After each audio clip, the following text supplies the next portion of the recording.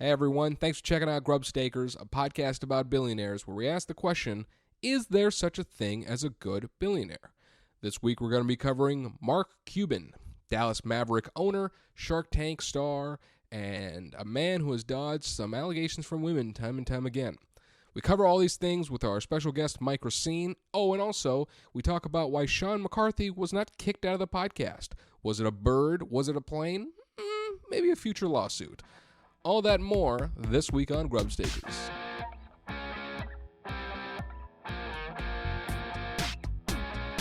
I think we disproportionately stop whites too much. I taught those kids lessons on product development and marketing, and they taught me what it was like growing up feeling targeted for your race. I am proud to be gay. I am proud to be a Republican. You know, I went to a tough school in Queens and they used to beat up the little Jewish boys. You know, I love having the support of real billionaires.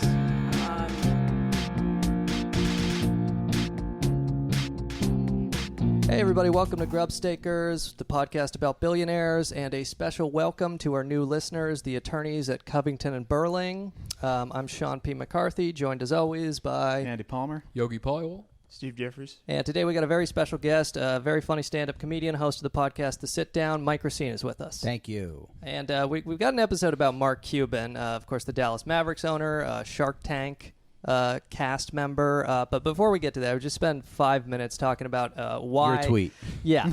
We've been talking about why the attorneys at Covington and Burling, or at least an intern, is probably listening to this. Your former coworkers now. Yes, Continue. my former coworkers at Covington. So basically, like... Also explain why Sean got fired from the podcast. Right. So we'll keep this to like 5 minutes. But basically, around like left Twitter, there have been like a few different tweets which were like people saying like, oh, I work at Arby's and I like kick out Trump supporters. And then there was like a viral thing of like some 4chan idiot like spending 4 hours on the phone with Arby's just to be told that that person doesn't work there.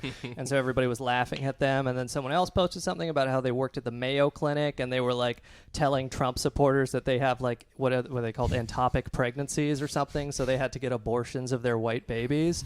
And then that, and you know, Paul Joseph Watson had like, this is disgusting. So, you know, like all these left Twitter people were laughing at these idiots, and I just like took the same formula. I said, I had a tweet like, at my foreclosure law firm today, I looked up one of the people we were foreclosing on and found out they were a Jill Stein volunteer. I approved the foreclosure even though they were current on payments, and now they're going to lose their house, lol, hashtag I resist or whatever. And then like people ignored it, but like somebody tweeted it at a left Twitter account, and then people started like bothering me about it. So I said, well, if you have a problem, take it up with my employee, Covington and Burling, which is like, so for those who don't know, and again, I'll try to be quick about this, but it's a D.C. law firm that Obama's Attorney General Eric Holder worked for. What he did in the 90s was he helped Chiquita Banana, or Chiquita Brands, settle a dispute with the government where Chiquita in Colombia was paying like 1.3 or 1.8 million to right-wing terrorist organizations in Colombia to murder union organizers for, you know, banana plants, harvesting, whatever. I don't know how they work over there. But anyway, so he got like, Eric Holder got a settlement for Chiquita Banana for covering up this murder of union organizers in Colombia for like 25 million. And then they also did they were big on the foreclosure crisis. I'll talk about this on a future episode, but they wrote a legal opinion for the Mortgage Electronic Registry Service, which basically a lot of mortgage-backed securities in 2008 didn't engage in proper chain of title transfer. Every time you exchange properties, you're supposed to transfer the promissory note, the mortgage assignment.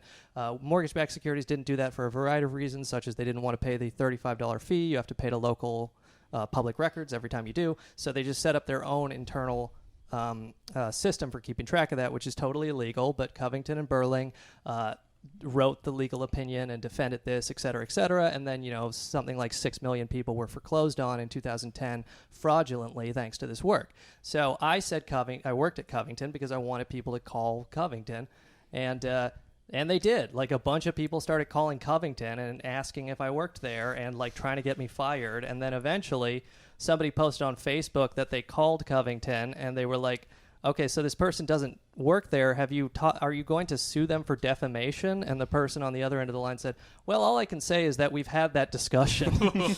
So basically, I don't work for Covington and Burling, but they're kind of shitty, and I'm glad, it's just it's funny to me that like the only way you can get people to like call a law firm that like helped murder union organizers and help foreclose on 6 million people is if they think they can get you fired, because that's the only way online activism works anymore, is they want that immediate dopamine hit of getting somebody fired. Yeah, someone's going to kill you and they're going to make it look like a suicide, and no one's going to question it. Like, well, he did tweet about Jill Stein a lot. Also, a bunch of people flooded the Grubstakers account with demands to fire Sean. Yeah. We don't have an income, but if you want to send us money, we'll make sure none of it goes to Sean. I was already planning on that pre the scandal. So Chiquita was paying right-wing terrorist groups to murder union organizers, right. And then what was Covington and Burling's role in that? So Eric Holder, when he worked for Covington in the 90s, this is before he started with Obama, but he, of course, went back to Covington after Obama. He got a settlement with the Justice Department where basically Chiquita paid $25 million, and they just said that they were paying off these right-wing terrorist organizations as protection money. Mm-hmm. And then there was no admission of, murdering union organizers and no investigation, So he represented them. Right. He got them a sweetheart deal with the Justice Department of Justice. And, of course, they repped most of the major banks, which is another reason why there was no real Obama DOJ investigation into MERS or the major banks. And his number two, Lanny Brewer, also came from and went back to Covington and Burling. Now, I heard an interview with Eric Holder that was if there was anything, they would have found it, but they didn't find anything. Oh, okay. So let's not make accusations willy-nilly. I just love that this fucking piece of shit's going to run for president. But hey. Holder? Yeah, Holder's going to run for president after, take this 1.6 million a year job after leaving the White House, where they saved his office for him. But yeah, I mean, it's like, I hope they don't sue me for defamation, but, I had some big name journalists reach out, so you never know what you're going to be famous for. So if I can raise my profile... You just see Sean with a GoFundMe trying to raise $15 million for his lawsuit. I would like to say, if there's anyone listening to this at Covington, please sue Sean, because the numbers we'll get from that. Yeah. Oh, my God. He just drains your Patreon. Jesus Christ. At first I was mad. I was like, fuck, this is going to lead into something terrible. But then I saw the hits on the podcast. I'm like, keep doing it, guys. I don't care. I also said I worked at the Brookings Institute, which is a think tank in Washington, and they had to tweet out that this person has never worked here. And I was pretty proud of that.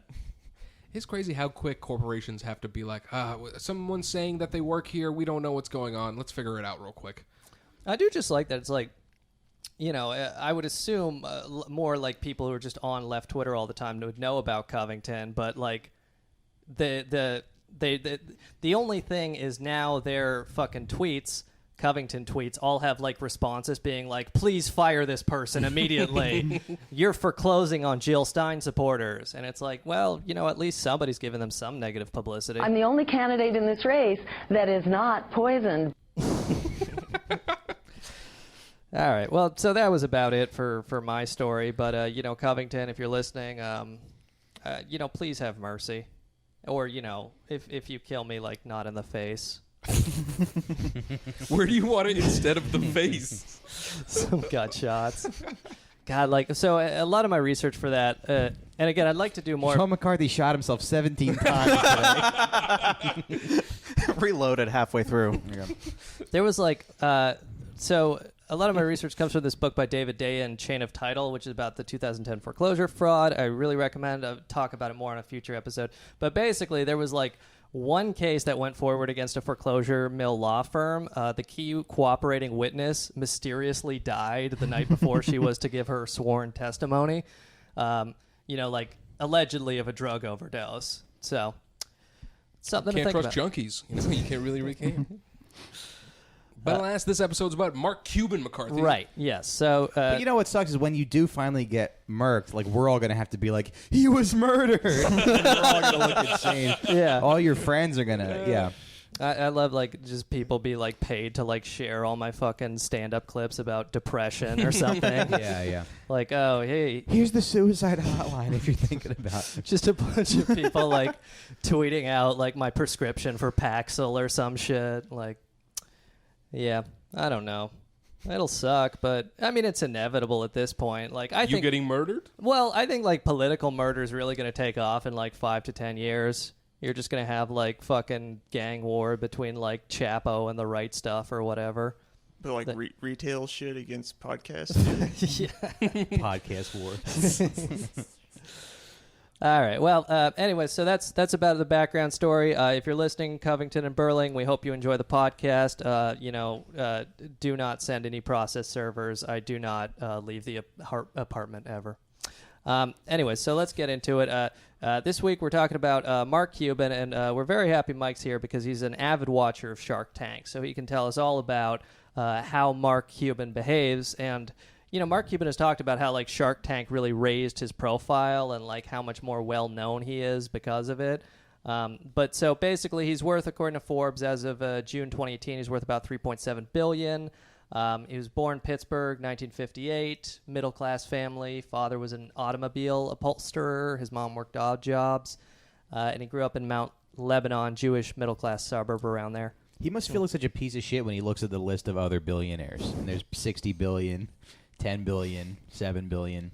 Yeah, I'm sure he got his 3 billion. Well, we've covered fewer billions before. Right. Yeah, I mean, it's like... Ackman was 1 billion. Well, yeah, and Ackman lost like half his fucking money because he's an idiot. But it's like it's something where even $1 billion, like how could anybody in good like conscience spend that much money? Like how the fuck do you even figure out what to do with that much money? So 3.7 is it. He must have so many Cheez-Its at his house. He just never runs out. But so his paternal grandparents came from Russia, maternal from Romania. They were Jewish. I think it probably had something to do with the pogroms. This is a big running theme in a lot of people's lives. Mark Cuban's Jewish? Yeah. I mean... wouldn't have guessed that. Yeah.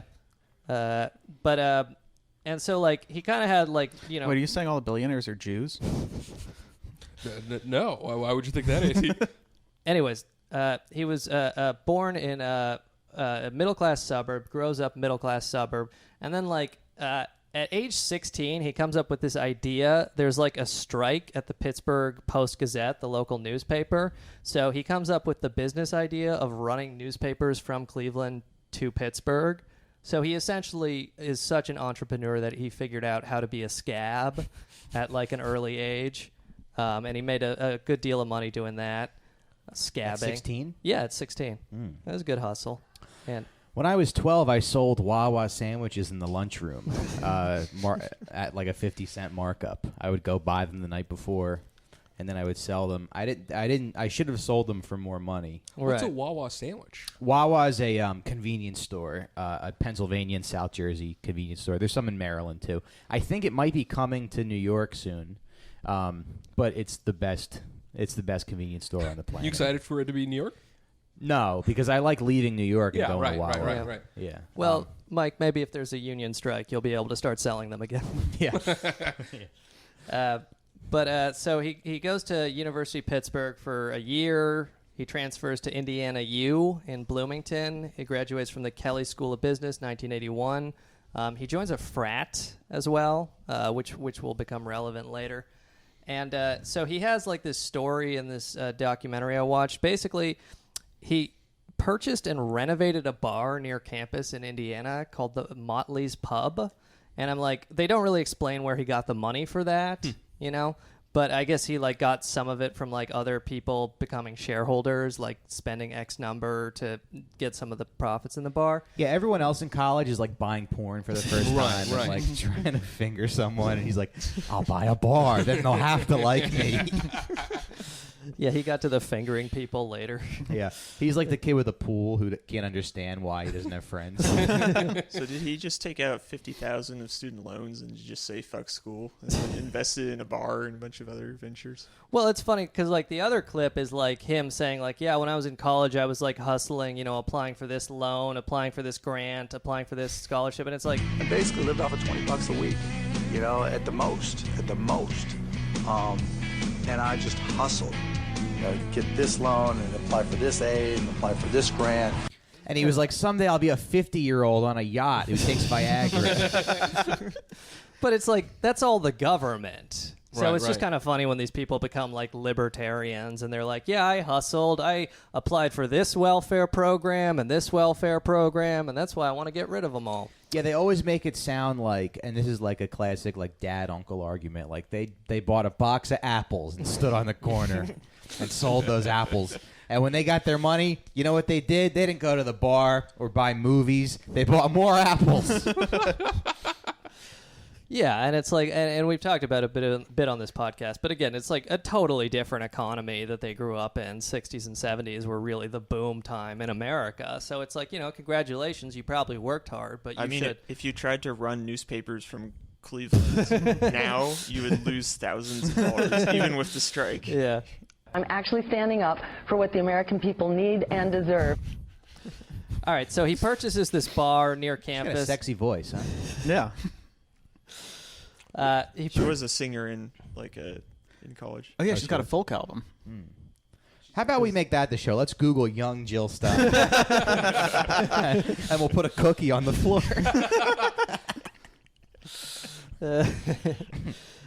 So he gets this bar at 21. So he buys and renovates this bar at 21. And so it gets shut down because, as he tells it, a probation officer calls the Alcoholic Beverage Commission in Indiana because the wet T-shirt contest they had was participated in by a 16-year-old who was on probation for prostitution. And then basically they came in and they found that there was like a ton of underage drinking in his bar, and they shut it down. But yeah, these things happen. Well, that doesn't sound like the Mark Cuban we're about to learn more about. How long was that bar open? I don't know. They don't really specify, but it's probably just like a year or two. I like how a bar opened by a college student isn't immediately flagged. Like, no, that's not happening. What are you talking about? Also, that girl was on her way to rehabilitation, That's like the methadone. The wet T-shirt contest is the thing between right. Being a prostitute and being like a wife. Right.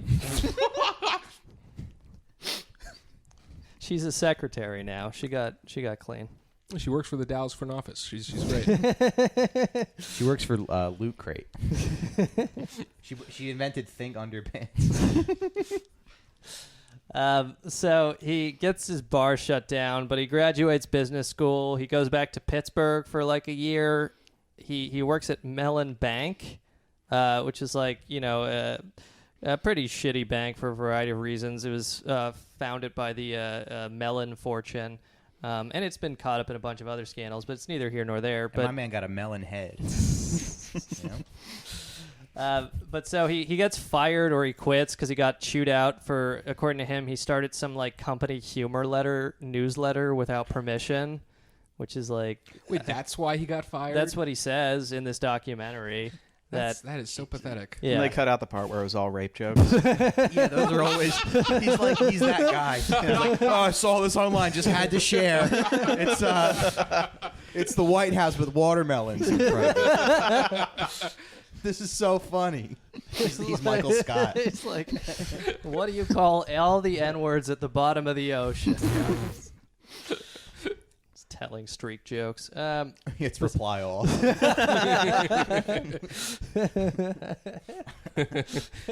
his humor newsletter, which was just like swastikas he put on the Jewish employees' cubicles. I feel like a billionaire is just someone with no friends. Yeah. Oh, most of the time it is. Yeah. Well, it's like the other thing he talks about in the documentary is like he was like a fat kid growing up and like, didn't get a lot of dates. So it's like, as you'll kind of see like later in his life, some people go through that and they overcompensate and finger girls in Portland involuntarily, but we'll get to that. Oh, boy. Way to kill a mood, Sean. I'm sorry. I know we were having a good time. This is Mark Cuban or half the Portland comedy scene. Jesus. So he graduates. He goes. Oh yeah. So he quits or gets fired from Mellon Bank. And then he goes to Texas in 1982. Works as a bartender for a bit, but then he gets a job as a salesperson for an early computer PC software retailer called Your Business. He claims to become like the #1 salesperson, and he learns all about like essentially the PC software business, retail for business essentially, where you're like selling whatever the precursor to Excel spreadsheets were, right. and and during that time as a bartender, he's living with like 5 other dudes in a house in Right. Texas, and like they're just kind of living. It's, you know what it is? It's like that young bachelor life where it's like, yeah, we were struggling. It's like, well, you mean you just didn't want to clean more than once and decided to spend, you know, a few $100s less in rent, but live 8 inches from somebody else? That's really what you're doing? Mm-hmm.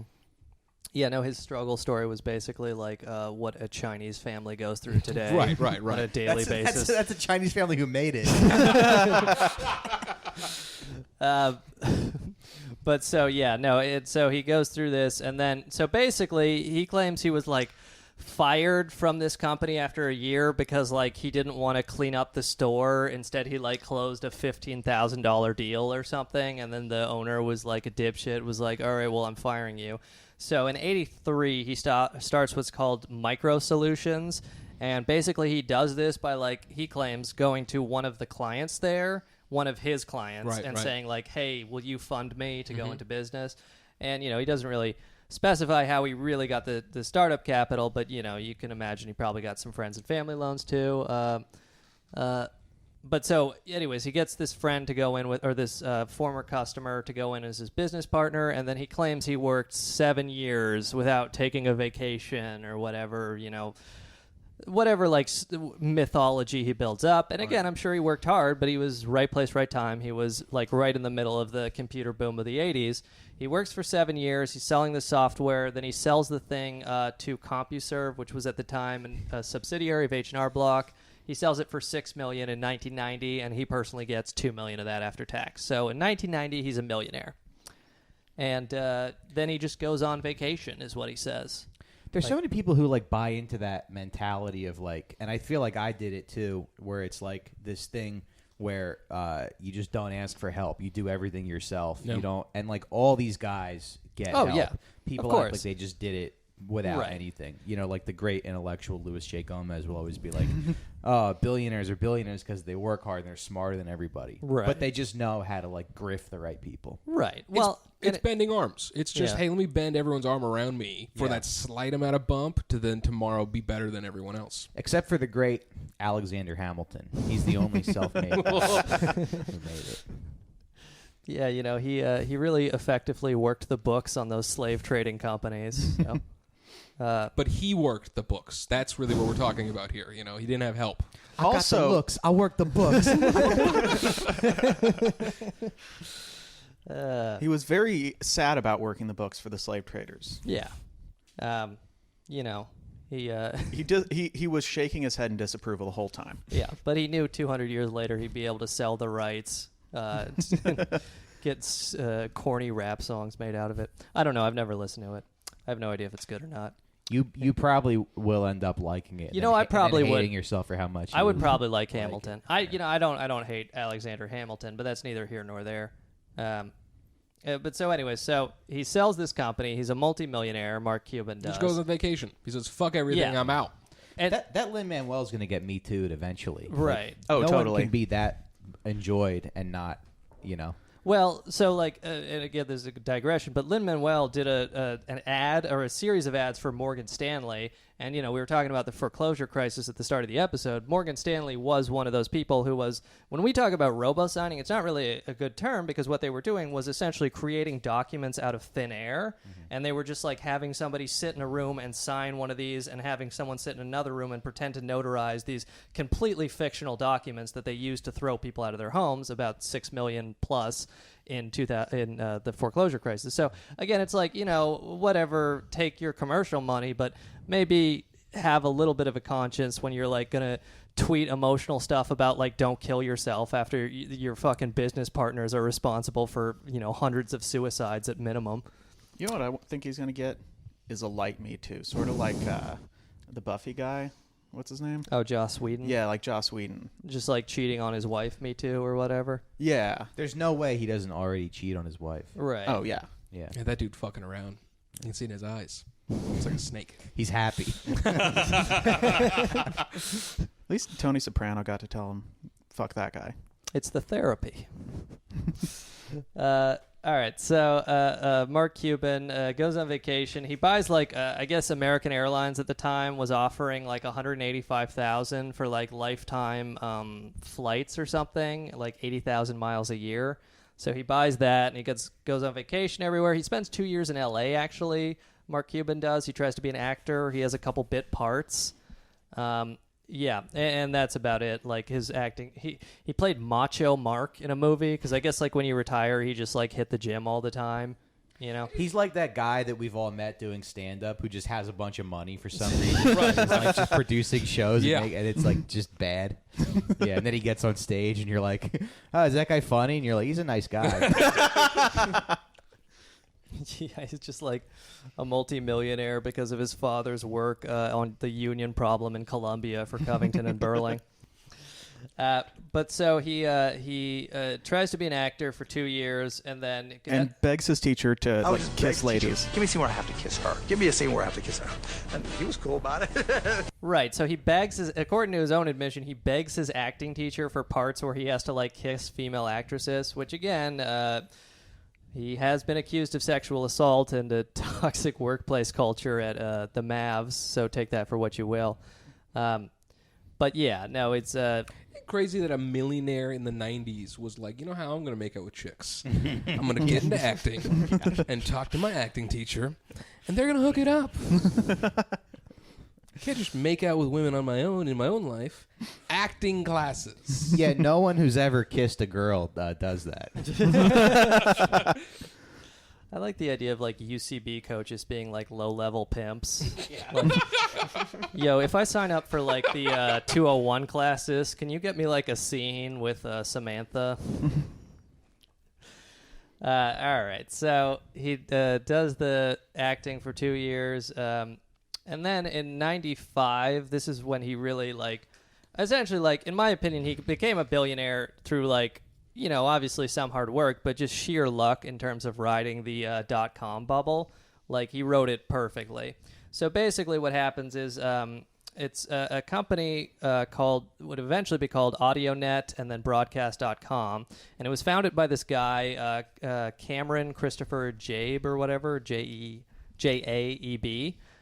who got like this initial investment from his father. And he was starting up like a company to broadcast sports originally through like this customized satellite device, but later moved to the internet. And so he got the broadcast rights to all these radio and professional sports games.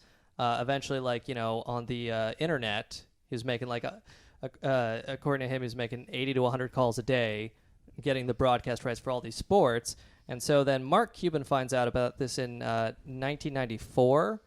Through his former classmate at Indiana U, Todd Wagner, who was an attorney at the time. And so Wagner introduces Jabe, or whatever, to Mark Cuban.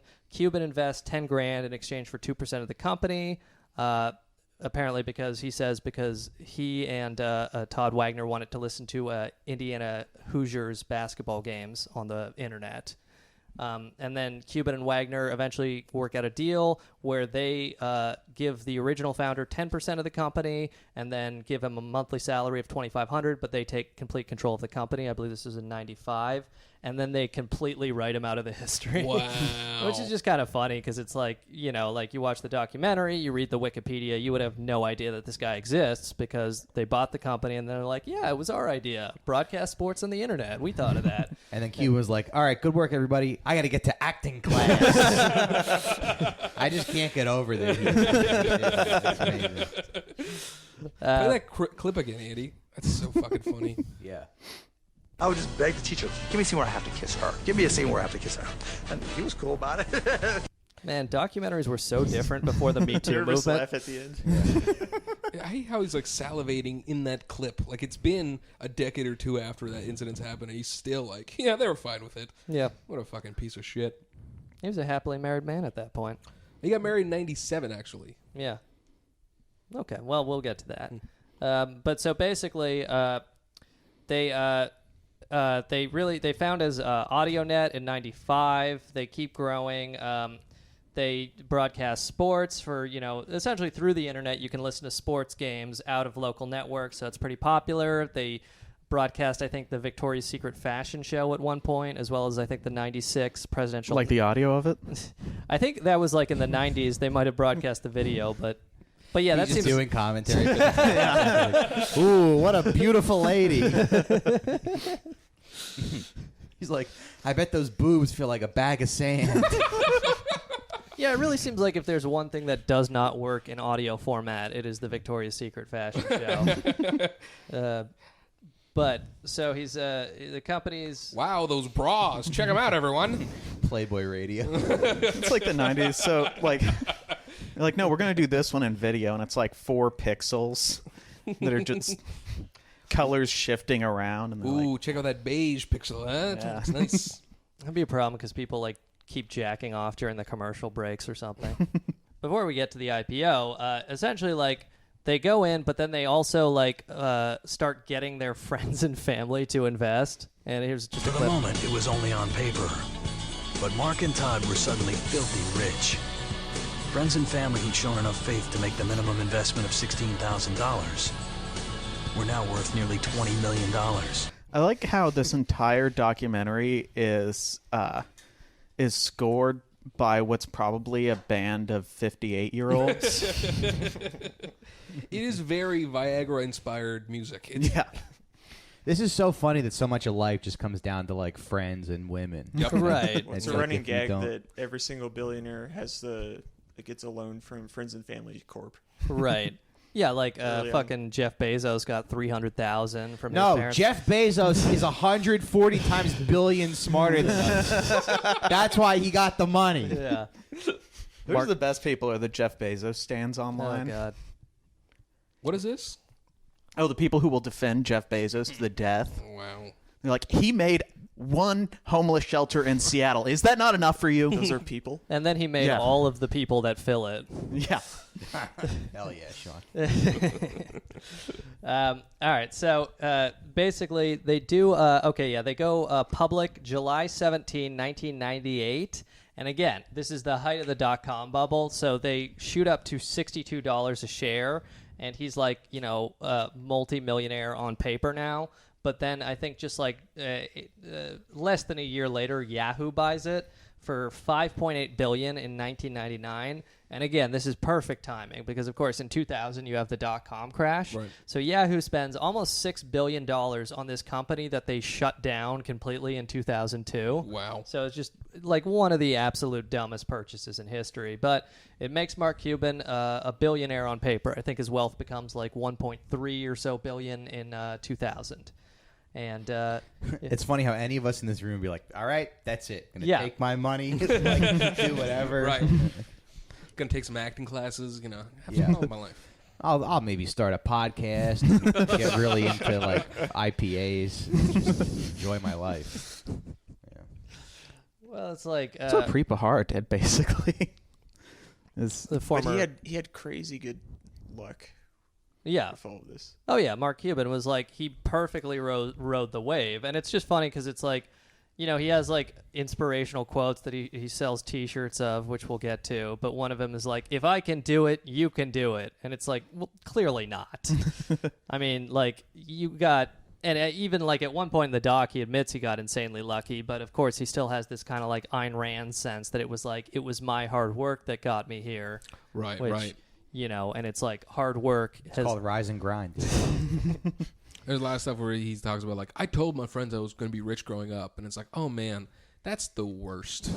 That kid that told you growing up he's going to be rich, that guy, if he became a billionaire, oh man, all your friends hate you that much more. That's the same kid who would like lie about how many jet skis his dad had. Right. It's a smart thing to do because then when you get rich, you just don't have any friends you have to share the money with because everybody fucking hates you. But anyways, he gets this. He becomes a billionaire. His first purchase after he becomes a billionaire is he buys a Gulfstream 5 private jet for $41 million through the internet, and Sounds like you bought it used. He bought it from the internet? That's said in there? Yeah. It was it's on Craigslist. It was at the time the biggest financial transaction single in the history of the internet, is what I read somewhere. Huh. But you bought it off Craigslist. Just showed up in a parking lot. Yeah. After work at like 8 p.m. It's like, I don't know. This doesn't really look like the picture. It's behind. It's parked behind the apartment building. The engine explodes midair or some shit. Sure, this isn't stolen. Yeah. You got the cash. He's like, let's meet at like a Starbucks. Safe. What's the total flight time? It's like just all of the controls are in like Russian lettering. And it's just like, a MiG. Yeah, it's like, it comes with like a Soviet pilot. He's been a political prisoner since the 80s. Ever since I bought this thing, Oleg Deripaska has been hunting me. All right, so and then like he kind of retires for a bit, but then he buys the Mavs, I think, in 2000, the Dallas Mavericks, the basketball team. He buys them for about $220 million from Ross Perot Jr. Ross Perot's son was the owner at the time. God. So why did Yahoo buy his company? Well, because it was like the .com boom, where like everybody was convinced that like every single internet company was like just a money-making machine. Right. And of course Wall Street like fueled this because they took a lot of the IPOs because they get like 7% of an IPO, and then they go off to all their clients, and then of course they have like their little analysts in-house be like, hey, you better give this a good rating and a buy rating because we're going to go IPO it. So it's like there was a lot of like feeding of the bubble. And Yahoo, it's a jerk-off session. Exactly. Is what happened, yeah. And Yahoo That's made why when you invest, boys, you gotta work on instinct. You don't listen to these eggheads. No, you gotta put your You buy $5,000 worth of Canadian weed stock right before it crashes. Yeah. This is how I lost $400 in Bitcoin. You're lucky. That's all you lost. I know. Isn't like weed stock going to rebound or something now that Canada's legalizing? It's supposed to, but I don't know. Let me check. I mean, Wait, this is a real thing? Yeah, Mike bought some weed stock. He like texted me like, "You think I should?" Yeah, he like, "You think I should buy this weed stock?" And I was like, "I have no idea." You bought it before it was legal. Well, right. Well, it was like medical pretty marijuana or something. Oh, medical. Yeah, it's up a little bit. It's at $11.87 Canadian dollars, but I bought it for like 17 or 21. I forget. Which company is this? Afria. Yeah, but it tanked. Went down pretty hard. But it'll come back. Anyway, edit this out. Oh yeah, speaking of Bitcoin, in January 2018, Cuban announced that the Mavericks would be accepting Bitcoin as payment for tickets in the fall. Well, another season. funny thing about Bitcoin is like you hear the Winklevosses talk about it, and they're like, well, you know, all these old guys, they think money's supposed to be green. You're like, yeah, fuck those old pieces of shit. I'm going to be with you, Tyler, and get the computer money. I'm smart.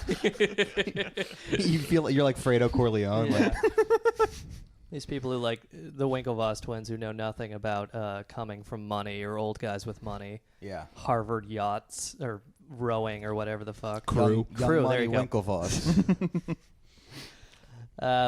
All right, so I guess, and then we can kind of jump around with some of the time we have left, but there was a Sports Illustrated article about kind of the sexual harassment culture at the front office of the Mavericks, and it's just kind of interesting because, again, like, in this documentary and other stuff with Cuban, he talks about, like, when he took over the Mavericks, he, like, went through everything with a fine-tooth comb, and he, like, you know, got the players set up, and he, like, got them a new airplane, and he, like, got them better lockers. Like, get me those cheerleaders. I want to inspect them. Top to bottom. Every single department. He probably owns one of those FBI shirts. It's a female body inspector. But probably owns the company that makes those shirts. Yeah, probably. Boardwalk shirts.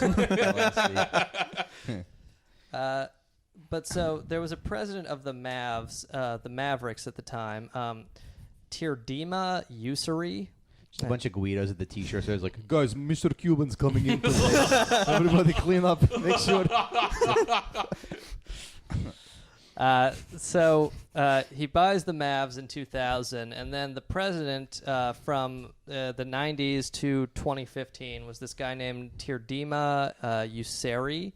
And this guy was apparently investigated by the Mavs for sexual harassment in 1998. They cleared him, but they, this is according to Sports Illustrated, they cleared him, but they, like, sent out, you know, new sexual harassment guidelines that everybody had to read and then, you know, ignore. Total Maverick move. But so basically, again, Cuban like went through everything and micromanaged everything, but he denies having any knowledge of any of this. And then Sports Illustrated ran this story this year, which is basically, I think in like 2014, an employee of the there were multiple sexual harassment claims against this President Ussery, and like one of the quotes was a woman who worked at the Mavericks says that she was sitting down to lunch and that he came up to her and sat down next to her and they were having a conversation, and he claimed that he knew what she was going to do over the coming weekend, and then when she asked what he meant, he smiled and said, quote, "You're going to get gangbanged, aren't you?" And then she responded, "No, actually I'm going to the movies with friends." And he said, "No," he insisted, "you're definitely getting gangbanged." So, just that kind of He's work. not a fortune teller, you're telling me? He's not the office fortune teller?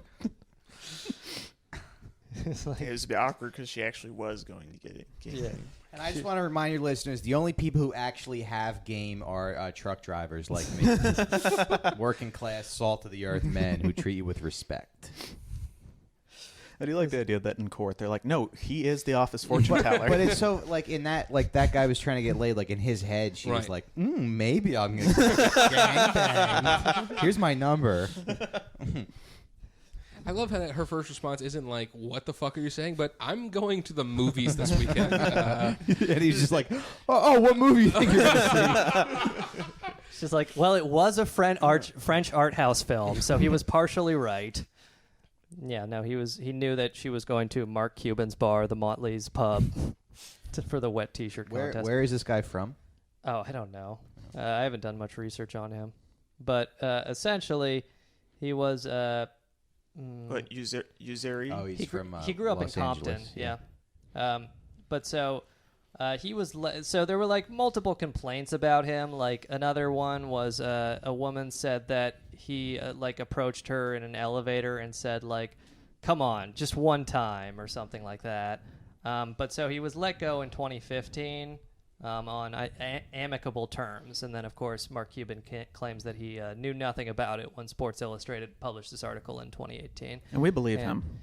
And then there were just like other weird stuff where it was like let's see, so basically like somebody Mark Cuban's like, dude, couldn't you just take an acting class? Fuck, Mike, you're carrying this episode. All right, so Mark hires some guy to be, I guess, the beat reporter of the Mavericks. Was a guy named Sneed, and then he was arrested. Sneed was arrested for he hired Grima Wormtongue. So again, from the Sports Illustrated article, Sneed in 2012 pleaded guilty to misdemeanor charges of family violence after apparently he like choked and beat his girlfriend and said, "I'm gonna fucking kill you" or something. He was kept on by the Mavericks. And they all said, "We never would have expected this from a Sneed." He was kept on by the Mavericks, and then later Maverick move. He dated someone on the Mavericks, and then in 2014 he hit her in a domestic dispute. So yeah, multiple domestic violence guy being hired. And it was just like, so like one of the people who spoke to Sports Illustrated about this story said on Background, quote, "Trust me, Mark knows everything that goes on." So, it kind of strains credulity.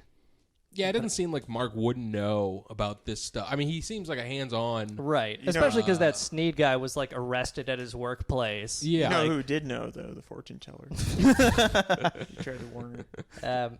But so basically, they said that they alleged the reason Mark turned a blind eye was that this president, Ussery, was able to get the Mavericks $240 million for their stadium from the city of Dallas, I believe, $240 million in public money.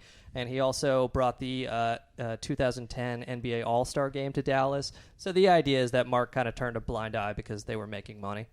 That's about it. Yeah, that sounds about right. Yeah. Sounds like him. Yeah. We're making money. Who gives a fuck if people are being abused? Mm-hmm. And we kind of mentioned Ayn Rand a bit. So Cuban's a big fan of Ayn Rand, who is the objectivist philosopher, who essentially believes that, because your existence is the only thing you can conceive of, you are the only person who matters, this kind of stuff. And she wrote a bunch of books about, great men who, ignore government bureaucracies and, make the world better. And just, one quote about...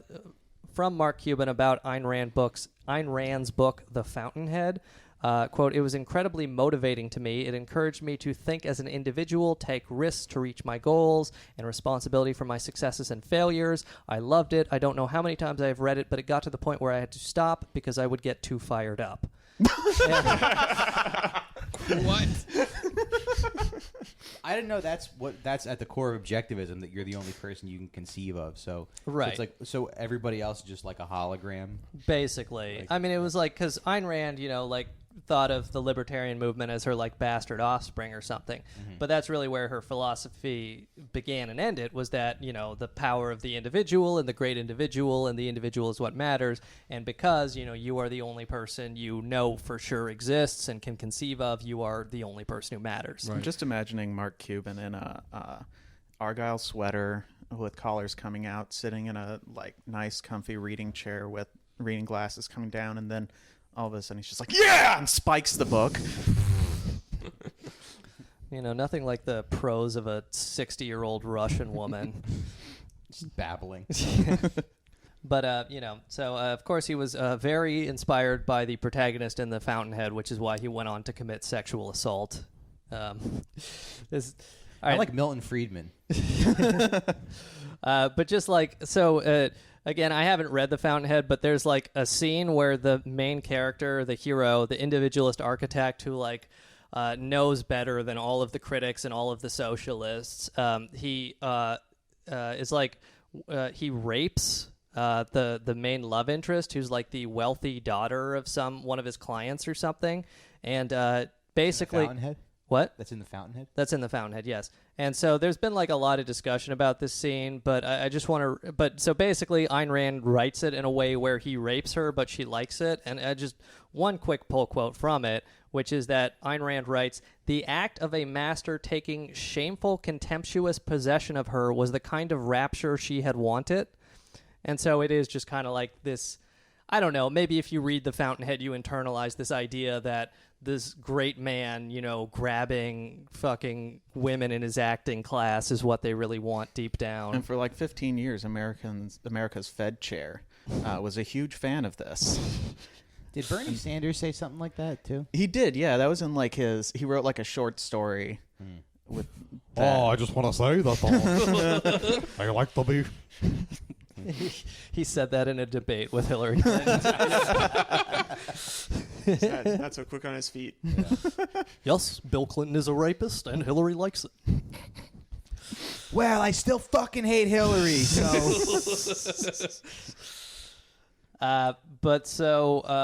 We're kind of jumping around, but I guess we should talk about the actual sexual assault allegation against Mark Cuban. Was a Portland paper called the Willamette Week, or however you pronounce it. Willamette. You grew up 2 hours from there. Yeah, whatever.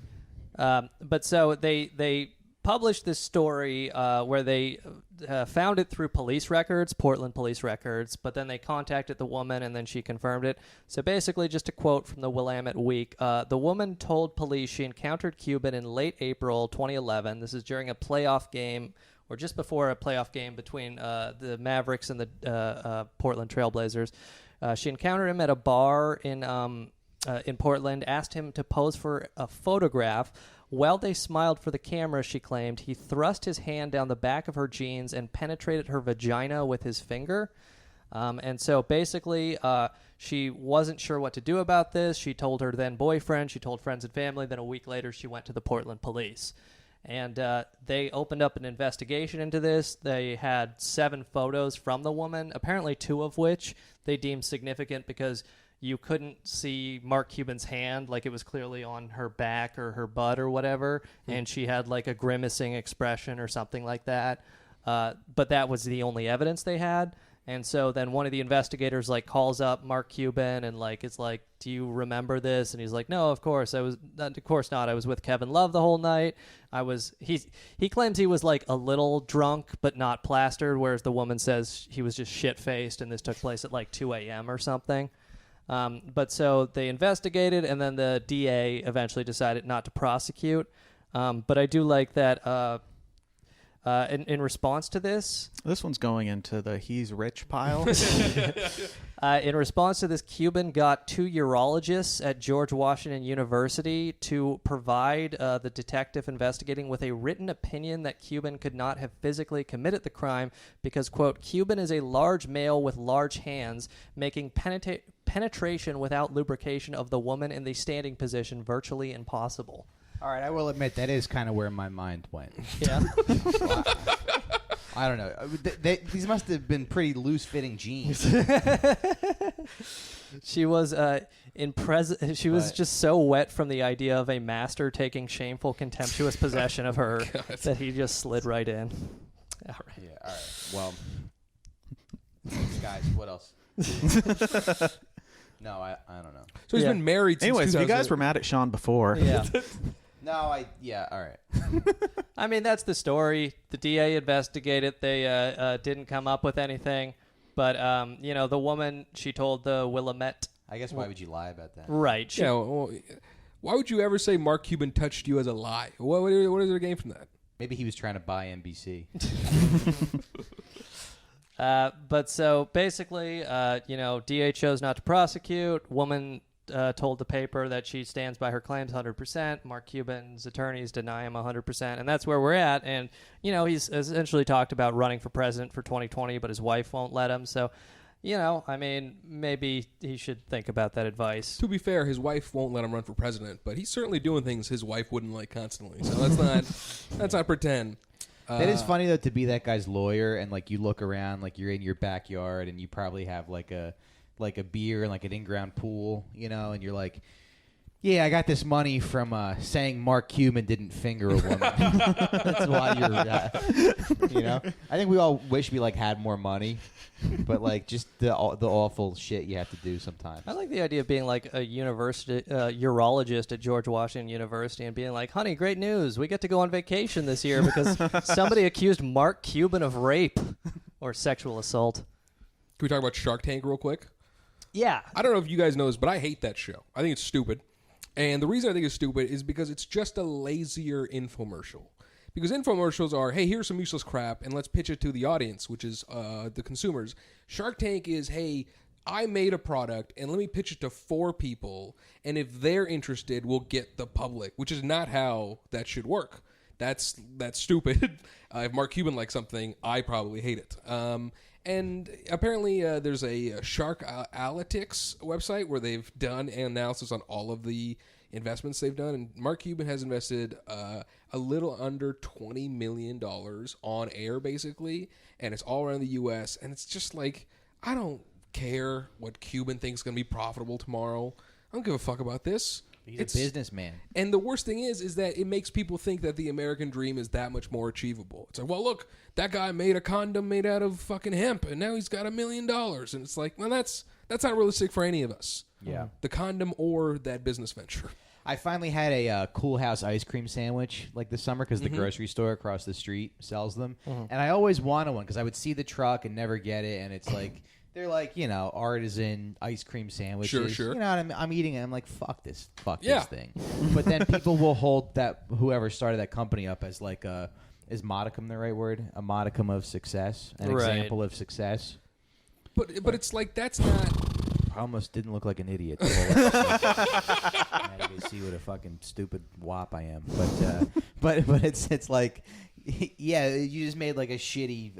or like a slightly better version of a thing that already exists. It's not even slightly better. There's one guy who went on Shark Tank that they didn't invest in. It was 1 cup wine, dude. And now that shit's everywhere. And they're like, we passed on the 1 cup of wine, dude. And it's like, who gives a fuck? What was 1 cup of wine? It's just a plastic cup of wine that's in 1 cup. Like, it's basically, you could buy a 6-rack of wine, but instead of a bottle, you can buy it in these plastic containers. Yeah, it's just something people haven't seen before. Right. And they're like, yeah. I will say this for Shark Tank though is like some desperate person pitching a useless idea to like a bunch of dumb billionaires is pretty much how our economy runs. Yeah. Like, that's how things get sold. Yeah, but it is very like the royals will see you now and see if your life will be better than the peasant you are. They Like, don't. They don't keep track of performance. On Shark Tank? Yeah. What's his record? Oh, it's. I'll send you the link. I don't. Because I'm looking at Sharkalytics. And, it covers like what stake he took on for each one. Yeah, but it doesn't if show. they went bust But or that's anything. exactly the problem with it. Is it's not a show where you're actually watching people conduct real business and seeing if shit's working out. It's, hey, will a rich person throw money at me? And it's like, I don't know, man. I mean, which like they probably wipe their ass with those investments. Right, like right. $100,000 is like it's like $1 to the rest of us. And also, like, I mean, I probably have a little more money than you guys, but it's just one of those things where, like, you know, that's a perfect example of why that show's stupid, because it inspires idiots to think that they could make more money when it's like, no, you have no fucking idea. But I've had people who are like business majors say that they want to, like, they watch Shark Tank for like inspiration all the time. Seriously. Well, it's kind of interesting because he mentioned he raised his profile, and so he started this company. It was a joint venture with Nelly and Nelly's business manager, Mike Chaffin. It's a company called 3 Commas, and I had no idea that if you watch Silicon Valley, the character who talks about like 3 commas and trace commas is just directly ripped off from Mark Cuban. Because basically they sell these shirts that have 3 commas on them, as they explain, to represent that there are 3 commas in $1 billion. But so they have like the Mark Cuban line, and it's just like dumbass quotes from Mark Cuban. And all of the shirts are on sale except for the one that says, "And for that reason, I am out," or whatever, quote Mark Cuban. Yeah, that's a perfect example of why that show fucking sucks. Yeah. do they have the Mark Cuban quote that was, I didn't touch that one? They have the one where he's telling the detective, fuck, oh fuck. I thought she was cool with it. It's funny, like, you can go to the Willamette Week or whatever, and you can read the transcript, because I guess they got, I don't know, through Freedom of Information or whatever, they got the transcript of the detective interviewing him, and he talks to the detective without his lawyer, and like half the transcript is him just going, fuck, oh fuck. The detective is like, well, this is, it's a class 2 felony, which is like the weakest felony, but, penetration without permission is a felony. He's like, oh my God, oh Lord, oh fuck. And then he later goes like, well, like if she told her friends and like 5 of them are willing to tell the judge that I did this, like I'm fucked, aren't I? And I'm paraphrasing, but it looks like those acting classes that pay off. But just a couple other of the quotes that like that you are all on sale on the Mark Cuban line of the 3 commas is he has a quote, "I'm an entrepreneur, you're a want-trepreneur," which wow, that's bad. Doesn't make any sense. He said there's a shirt you can get that says, "When I die, I want to come back as me," quote Mark Cuban. If I can do it, you can do it. The best thing about these shirts is that we all have a very perfect image of the kind of person who wears them in our heads right now. Yeah. It's not about the journey. It's about the journey, not the end, which is that's not even your quote. One of my well-known supporters, Mark Cuban, was there in the front row. And he really, I He's think, a cool guy. Unsettled my opponent. But I'll tell you, Mark Cuban's a real billionaire who actually uses profit sharing. You know that winning line? Yeah. Donald Trump's not a real billionaire. Yeah, all the factory workers that lost their jobs in Ohio were really convinced by this guy sharing profits with his 200 employees or whatever. Right. I do like that Mark Cuban was like... what a terrible fucking... Mark Cuban was one of like 4 men accused of sexual assault that Hillary Clinton enthusiastically accepted the endorsement of, including her fucking husband. Only one that wasn't running against her. Yeah. Well, that's I guess what she's expecting people to be like clapping like seals, like being Right. like, "Ooh, a billionaire!" Yeah. Ooh, he's on Shark Tank. That is what people expect, though. I mean, like, what sucks is previous to every episode of this podcast, I'm always like, I don't know if we got enough dirt. And then the moment where at like the 30-minute mark, I'm like, no, this guy is a rightful piece of shit. I don't watch Shark Tank, but I need you to tank yourself to the polls. Oh, yeah, and so... Tell Donald Trump, I'm out.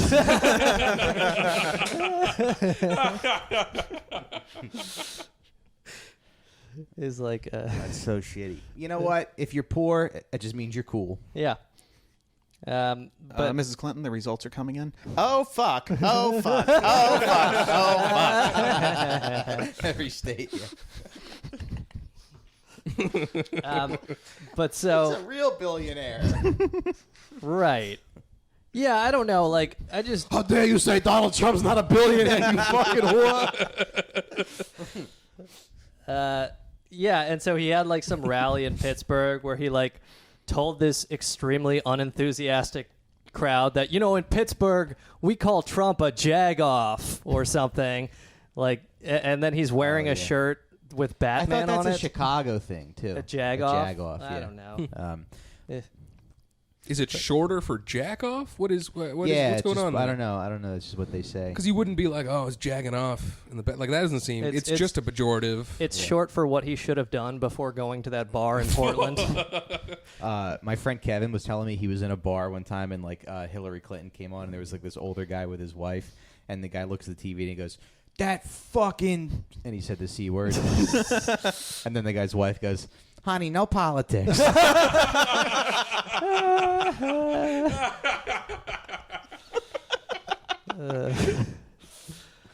Oh, yeah. So another thing about Cuban is he was going to distribute the 9/11 conspiracy movie Loose Change in 2007 with Charlie Sheen narrating it.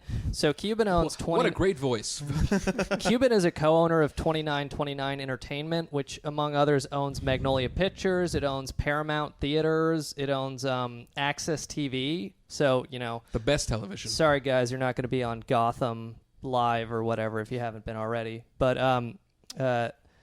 Anyway, so he was going to distribute Loose Change through Magnolia Pictures with Charlie Sheen narrating, but he backed out because, it was controversial, understandably. But he claims this is the reason the SEC investigated him for insider trading in 2008. And, Stephen, I know you read a little bit about that, but basically my understanding is someone gave him a tip-off that the stocks in some company he was invested in were about to be diluted, so he immediately sold like $250,000 and got out just in time. He told the courts that while he was angry about the sale going through, he didn't know that it was confidential. Wish someone could have warned me before I bought all that Canadian stock. The truth is that they were really mad at him for telling the truth about the gold in Building 7. I thought he was against distributing loose change because he thought it was a policy of giving poor people money. Well, I mean, the fine was basically loose change to him, though. Right. But $750,000 loss is what he avoided by making this trade. So it's like you... I don't know. You avoided paying 50 cents for your sandwich or something. Right. Yeah. But so it went through the appeals court. Which is probably something he would do anyway now. Yeah. Just the way those people act. Yeah, the SEC investigated him. It went through the appeals court, and then 2013, a federal jury in Texas found him not guilty. So, good for him. He definitely didn't do any insider trading. And weren't you saying, like, somebody gave him maybe a tip-off to, like, get out of tech, like, just before the stock market, the tech bubble? It didn't sound like anything illegal, per se. It's just super, like, someone said, like, hey, you should diversify your wealth in the year 2000 right before the crash. Right before the dot-com bubble crashed. So he's like, Well, folks, that's Did they do a Shark Tank episode with the loose change guy pitching to Cuban? So I made this film. I think you guys could maybe enjoy it. Look at how the building falls next to the tank. It's a guy who thinks the Jews did 9/11. What if Mossad goes on Shark Tank and they're like, we have this thermite technology, and it'll do like a controlled demolition, and you can make it look like an airplane's flying into the building you want to destroy. And Cuban's like, I've heard about this. I'm in. You guys seem like you're really hustling. I'm in. But yeah, that's it. Mark Cuban, future presidential candidate, possibly independent 2020. Possibly single by then, too. I'm going to make a meme of myself. I'm going to have my finger on my temple. It's going to say, "You think the government did 9/11? That would imply the government is competent." Have my name below it. And think I'm a fucking genius. You might make $1 billion from it. Who knows? You go viral on Our Libertarian. And then you can tell the story once you're a billionaire about how you were selling those sandwiches. I used to sell Wawa sandwiches. This kid, Matt Paul, refused to pay me because there wasn't mayonnaise on his sandwich, and I had to shut down my business. Really? Yeah. I still think about killing that kid.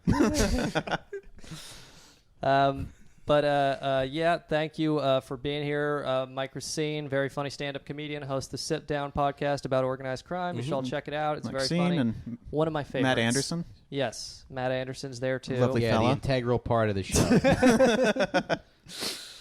And yeah, I guess we'll be back next week. Anything else before we wrap up here? I think that's everything. And with that, I'm Yogi Pollywall. I'm Andy Palmer. Sean McCarthy. Steve Jeffries. All right. Thanks, Mike. Thanks. How are you? Good to see you again. Good. Real quick, Donald Trump and LeVar Ball currently still arguing. LeVar Ball refuses to thank Donald Trump for getting his son LeAngelo out of China. Should LeVar Ball just say thank you? I mean, why? No, I think you should send him an unlimited supply of Big Baller brand shoes. Yeah. Because that's really what this is all about. Donald Trump just wants the free shoes. You know he's not. Is that what it is? That's all is that it what is. it is? I mean, why? I just don't understand. Like, do you think Donald Trump has a lot to do with it? I mean. Actually, they're okay. On the real, they are so much alike. Yeah. Because Donald will say what he needs to say in PR, in the mindset, and be talked about. So does LeVar. Right. Donald doesn't apologize for anything. Neither does LeVar. Right. LeVar knows if he apologizes, there's nothing else to talk about. Exactly. LeVar doesn't apologize. He'll be in the news all day, every day, and the president will end up having to talk about him. What's better for Big Baller brand? It's straight out of the Donald Trump playbook. Congratulations, LeVar. Congratulations, LeVar. Congratulations, LeVar. Congratulations, LeVar. Congratulations, LeVar. Congratulations, LeVar. Congratulations, LeVar.